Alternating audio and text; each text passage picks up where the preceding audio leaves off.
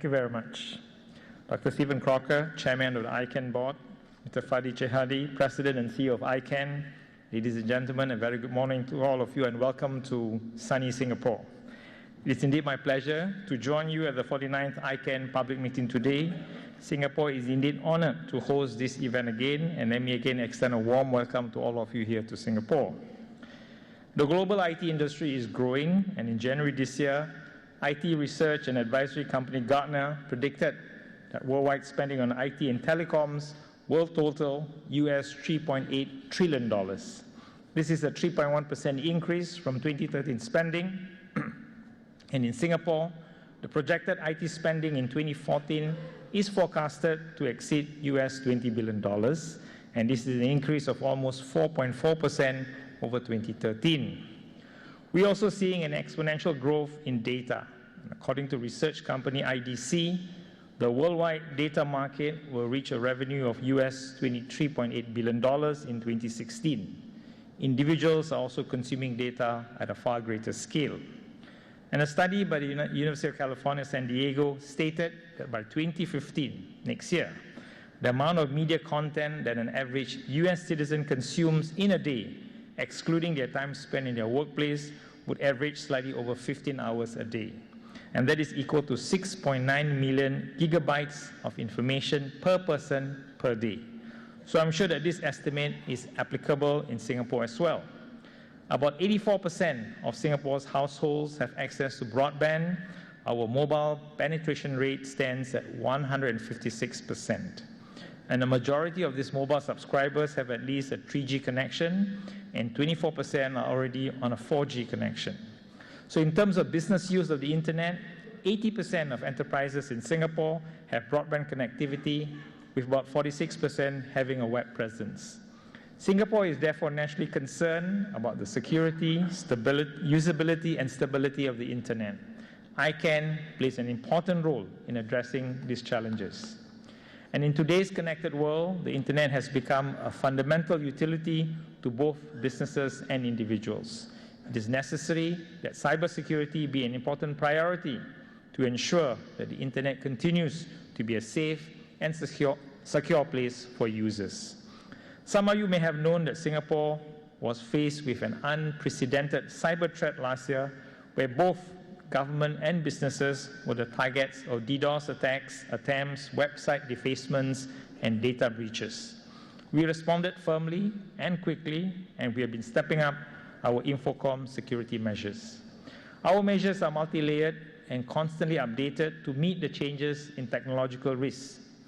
But even as we enhance our systems and capabilities, businesses and individuals must also do their part to ensure that they take the necessary precautions to protect themselves. It is thus vital for the government, businesses, and individuals to be more vigilant and further strengthen the security of our Infocom infrastructure and systems. We recognize that we need to build up our pool of Infocom security professionals and develop their competencies.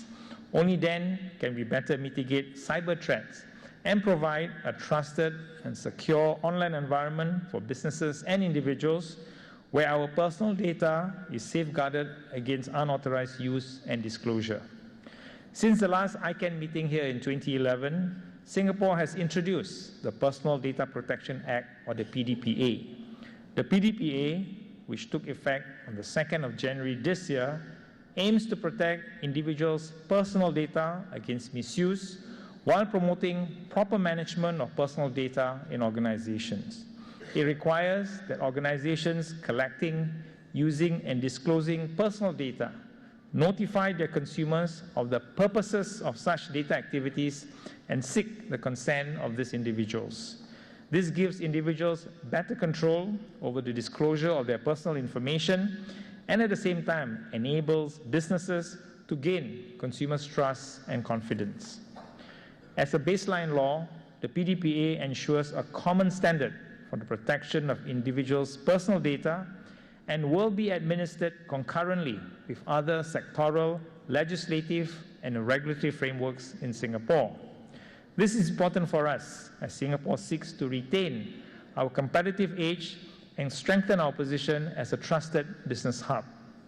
Given the utility of the internet, we have also taken steps to make important telecom services, such as broadband internet, more accessible and affordable to the different segments of our population. So, for example, through the new PC Plus program, and new is spelled NEU, we helped students from low-income households own a brand new computer at a subsidized price with free broadband connection. The Infocom Accessibility Center has been set up to help those who are physically challenged learn ICT skills.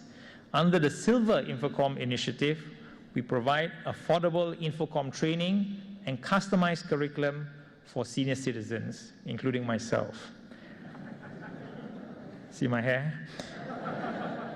I understand that our digital inclusion efforts are a matter of interest to attendees of ICANN, and will be very happy to share more about them. Many areas of our work are carried out through collaboration and the sharing of best practices. We will continue with the various stakeholders to ensure the stability, security, and the continued usability of the internet. And on this point, I would like to congratulate ICANN for successfully setting up 2 regional hubs last year, one in Istanbul, Turkey, and the other here in Singapore. It underscores ICANN's commitment to serve the global community. And I believe that the Asia Pacific Hub in Singapore will be a great vehicle for ICANN to reach out to the region, and would like to commend the work it has done thus far in disseminating information and also offering assistance to ICANN on ICANN's initiatives and services to the countries around us. So I believe it is important that ICANN continues to organize these conferences and meetings as they provide opportunities for members to share perspectives and allow for us to develop a better understanding of both the challenges and the opportunities.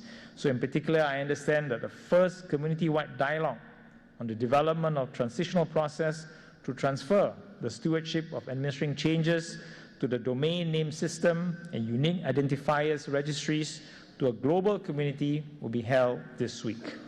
Singapore is committed to such a multi-stakeholder approach. This global body must continue to preserve the speed of decision-making processes, be relevant and responsive to industry and consumer needs, and be able to look long-term. It should also preserve the inclusive nature of the internet to the global community. So on this note, let me wish everyone here a fruitful dialogue, a good week of discussions ahead, and do enjoy the sights and sounds of Singapore. Thank you very much.